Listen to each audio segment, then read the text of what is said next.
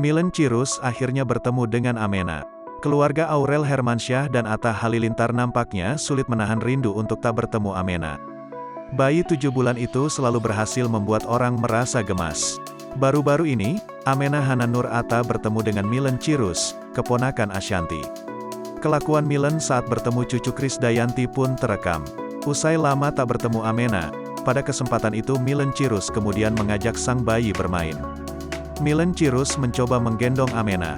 Tak cuma itu, selebgram dan model yang lahir pada tanggal 28 Agustus tahun 1999 demikian juga mencoba menyuapi makan putri sematawayang Atta dan Aurel tersebut.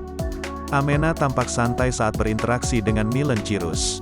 Tak terlihat ketakutan walaupun jarang bertemu. Milen menggendong Amena dengan penuh kehati-hatian dan sang bayi pun terlihat nyaman duduk di pangkuannya.